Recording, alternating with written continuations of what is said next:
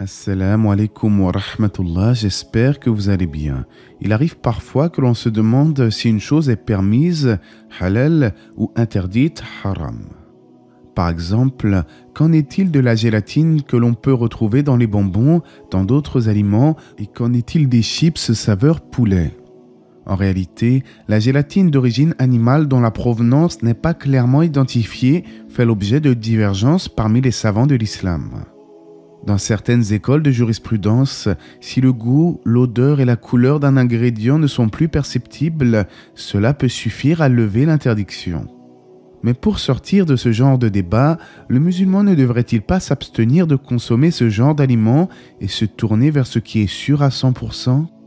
En effet, nous allons aujourd'hui étudier un hadith qui nous incite à délaisser ce qui fait l'objet de doutes au profit de ce qui est clair et sans équivoque. On rapporte que le prophète alayhi salatu wassalam déclara « Ce qui est licite est clair et ce qui est illicite est clair.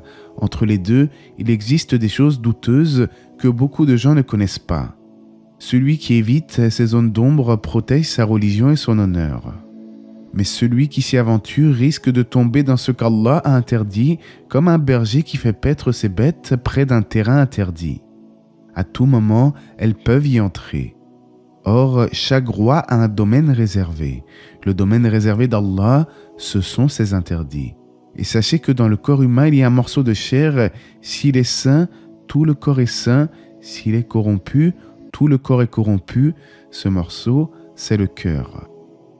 De ce récit, nous déduisons que ce qui est permis en islam est clair, tout comme ce qui est interdit, par exemple la consommation d'alcool. Cependant, il existe aussi des choses dont le statut reste ambigu et dont le jugement peut prêter à confusion.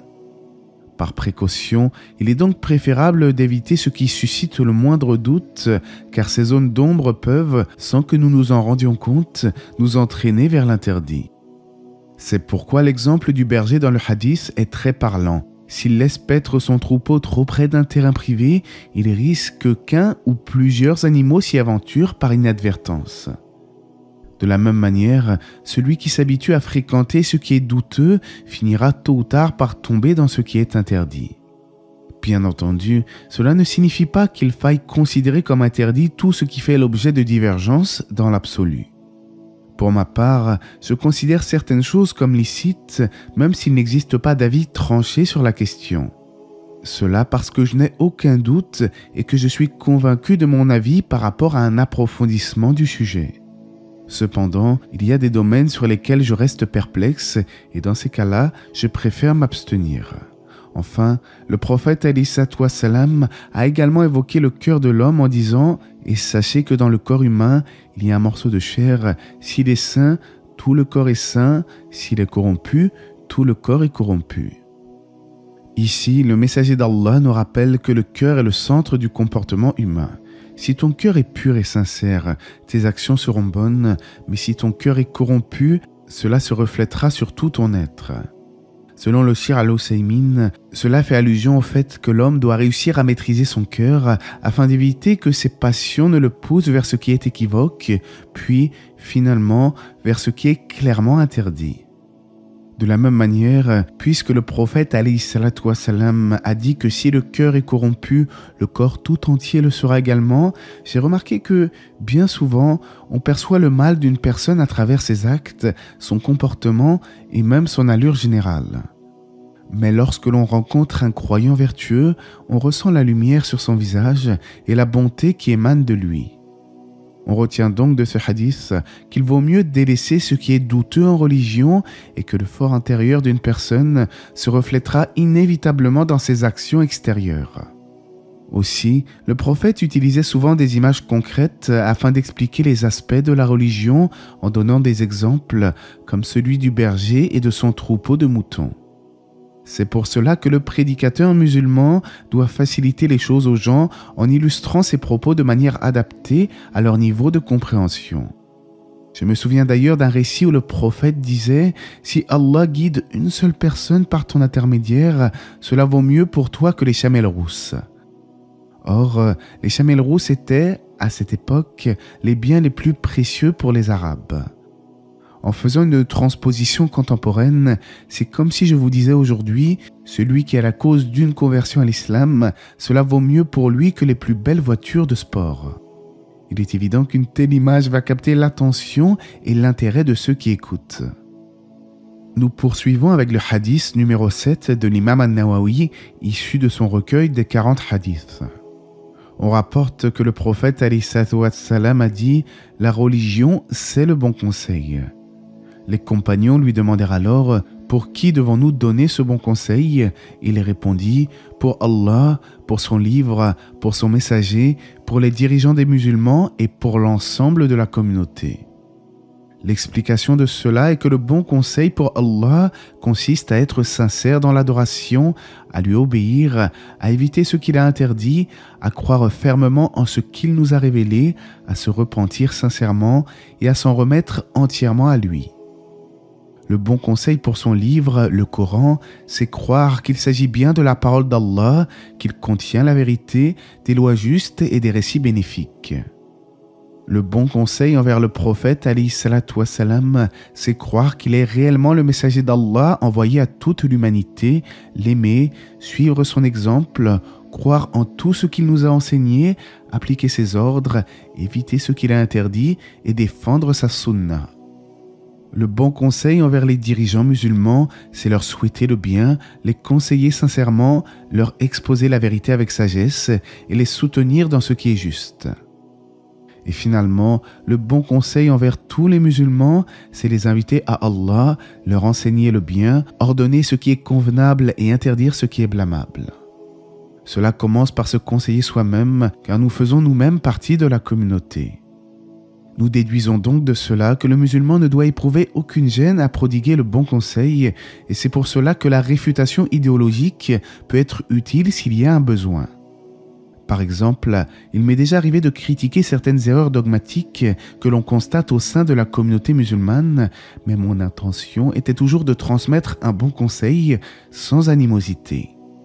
Au contraire, celui qui recommande le bien et appelle à la droiture est récompensé par Allah, car son objectif est l'union des musulmans et le maintien de l'harmonie entre eux.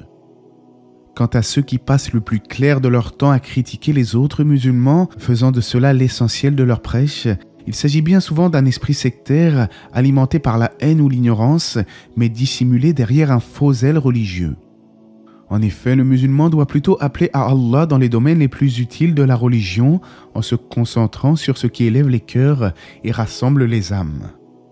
Il ne doit pas exagérer en cherchant sans cesse les défauts des autres, car le prophète alayhi salatu wassalam a dit « Celui qui suit les défauts de son frère musulman, Allah suivra les siens, et celui dont Allah suit ses défauts, il les dévoilera au grand jour, même ceux qu'il a commis seul dans sa demeure. » Le dernier hadith que nous allons étudier aujourd'hui est celui de la sacralité du musulman.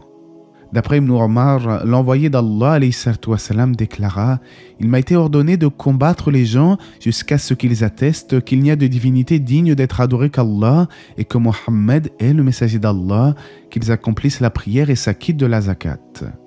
S'ils accomplissent cela, alors leur vie et leurs biens seront protégés de ma part, sauf dans les cas où l'islam impose une sanction. Quant à ce qu'ils cachent dans leur cœur, cela relève du jugement d'Allah le Très-Haut. » Selon Cheikh Al-Husaymin, on retient de ce hadith qu'il faut combattre les gens jusqu'à ce qu'ils embrassent l'islam ou payent la jizya, la taxe imposée aux non-musulmans vivant en terre d'islam. Allah nous dit en ce sens, jusqu'à ce qu'ils versent la capitation par leurs propres mains après s'être humiliés. Quant au hadith pris isolément, il ne veut pas dire qu'il faut contraindre les gens à se convertir à l'islam, même si c'est ce que laisse entendre le sens apparent. En effet, Allah nous dit dans le Coran « Nulle contrainte en religion ».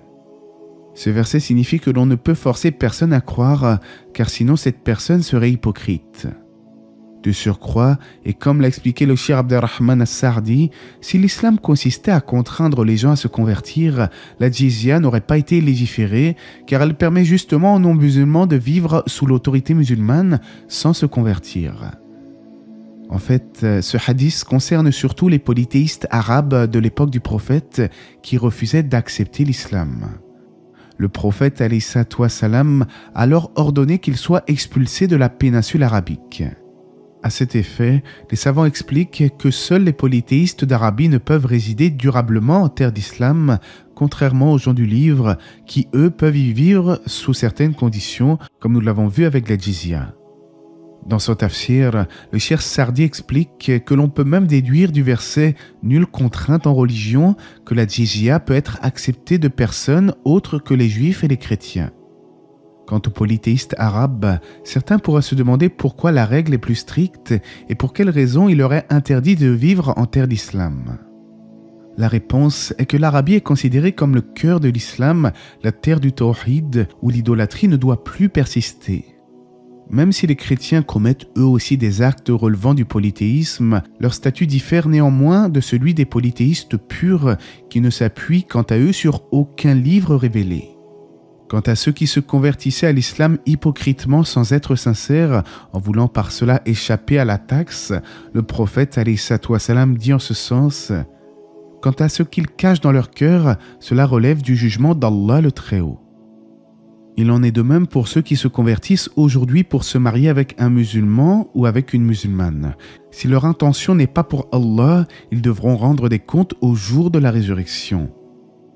Comme vous le savez certainement, les hypocrites n'entreront jamais au paradis et seront relégués au plus bas degré de l'enfer.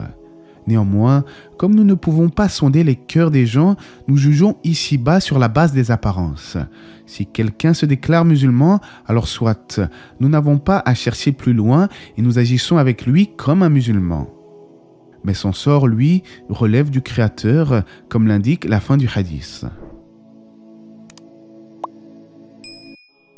Dans le premier hadith, nous avons vu ensemble qu'il vaut mieux délaisser ce qui suscite en nous le doute au profit de ce qui est clair. Dans le deuxième hadith, nous avons vu que la religion, c'est le bon conseil. Et dans le troisième hadith, nous avons vu que l'islam, ce n'est pas contraindre les gens à se convertir. Et d'ailleurs, quand on ouvre les livres d'histoire, on voit que les non-musulmans, comme les juifs et les chrétiens qui ont vécu en terre d'islam, étaient très bien traités, mais dans une position de subordination. Et Allah sait mieux, j'espère que ce rappel vous aura été profitable et que la paix et les bénédictions d'Allah soient sur le prophète, sa famille et ses compagnons.